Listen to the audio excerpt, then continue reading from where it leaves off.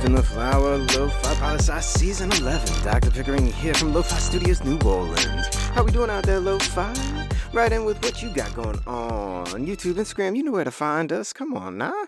Now today we're coming at you with Tuesday's Top 10. It's the Top 10 Least Corrupt Countries in the World, 2024. Corruption in the world.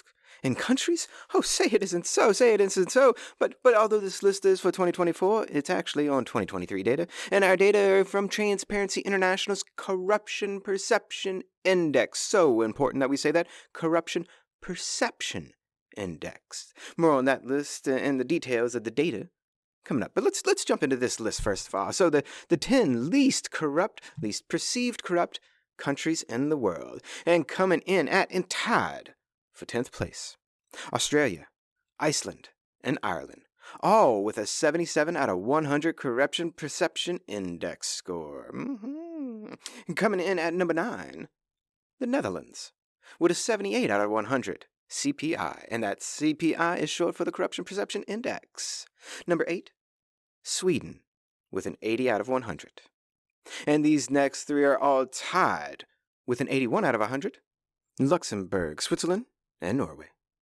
Number 4 is New Zealand, with an 83 out of 100. Number 3, Singapore, with an 84 out of 100. And number 2, Finland, with an 88 out of 100. And finally, number 1, the least perceived corrupt country in the world via Transparency International CPI of 2024 on the calendar year of 2023. It's Greenland. AKA Denmark, people. It's Denmark. That's right. Now let's get them again all together. Australia, Iceland, Ireland, Netherlands, Sweden, New Zealand, Luxembourg, Switzerland, Norway, Singapore, Finland, and Denmark. Now let's take a moment. We're not going to talk about the bias of this list. We're going to do that next week when we do the most corrupt countries in the world. Perceived corrupt countries, that is. But now let's get into a little bit of the nitty-gritty of the data. Let you know where these numbers come from. So Transparency International is an organization that uses 13 different data sets. And in these data sets, they have to have a measure of corruption. And any given country needs to be present in at least 3 of those data sets. And then Transparency International can use those 3 views of corruption to create the Corruption Perception Index, ranging from a 0 to 100, 0 being the most perceived corrupt, and 100 being the least perceived corrupt. Got me?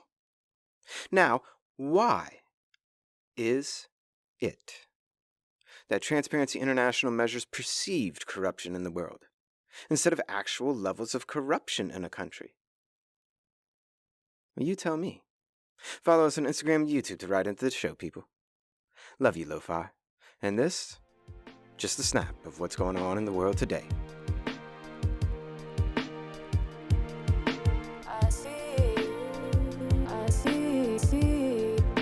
I'll bring it down, Mike. Always remember that Lofi Poli Sci is more than just me. It's the we that we be.